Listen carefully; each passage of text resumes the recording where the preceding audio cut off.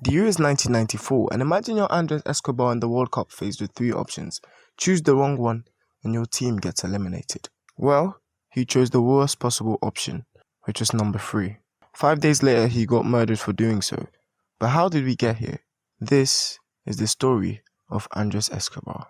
Andres Escobar was born on March 13, 1967 in Medellin, Colombia.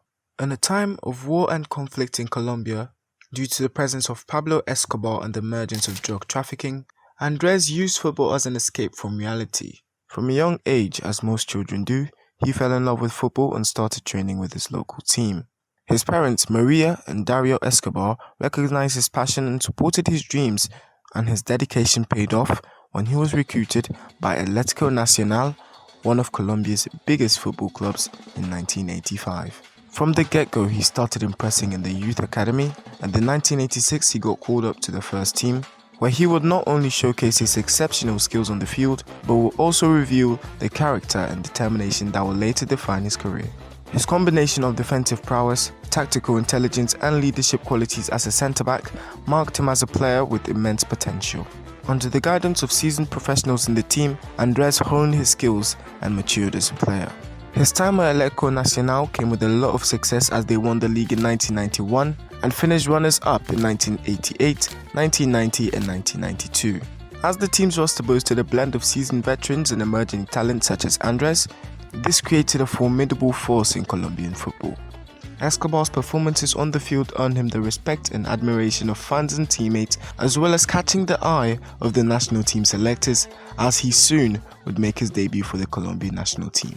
Andres Escobar made his debut for the Colombian national team on the 30th of March 1988 in a 3-0 win against Canada. His leadership skills and confidence on the ball made him quite popular among the fans early on, sort of like a Levi Coro or Leonardo Bonucci just in the 1990s. His first major international tournament was at the 1989 Copa America, where he played really well despite Colombia's early exit.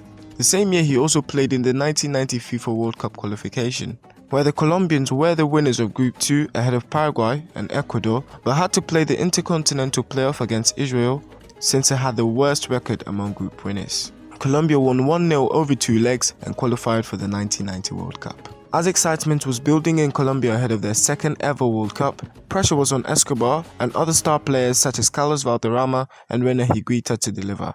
They were drawn in Group D alongside the UAE, Yugoslavia and Germany. It was a tough group, but Colombia qualified, although narrowly, to the round of 16, where they would lose to Cameroon after extra time. Escobar played all the matches during the World Cup, gaining popularity match after match as the young player showed his quality on the pitch. After the World Cup, the young Andres Escobar continued to impress at Atlético Nacional. As the 1994 World Cup approached, excitement and expectations built up in Colombia, as the fans wanted the team to build on their early exit in 1990. The team was joined into a challenging group alongside Romania, Switzerland and the United States. But the Colombians showed their confidence and self-belief, fully aware of the immense talent they had at their disposal. With stars like Carlos Valderrama, Faustino Asprilla and Andres Escobar, the team played with flair and passion that captured the hearts of the fans. They began their World Cup with an exciting game against Romania, where the Colombians played some exciting football under manager Martin Bacherana, but unfortunately they lost 3-1 to the Europeans. After their loss in their opening game, pressure was on the Colombians to deliver in the second game against USA. Why, you might ask? Because if they lose this game, they would be going home. The game started off with attack after attack as Colombia were desperate to score a goal, but in the 35th minute, this happened. The game ended 2-1 as hopes of qualifying to the second round were over for the South Americans, and that was the beginning of the end for Andres Escobar. After the World Cup, Escobar decided to return to Colombia. On the evening of the 1st of July 1994, Escobar called his friends and they went to a bar in Medellin.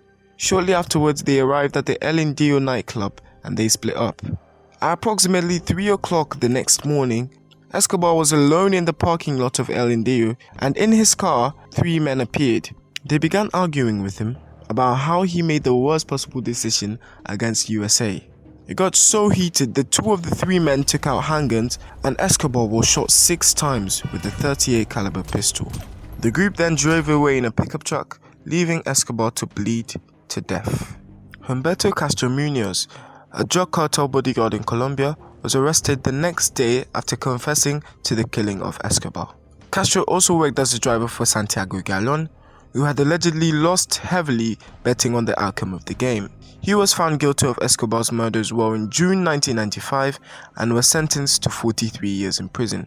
Later down the line in an interview, Francisco Batarana denied that the killing of Andres Escobar was related to his own goal. Apparently, he stated that the assassination of Andres was just due to him being at the wrong place at the wrong time.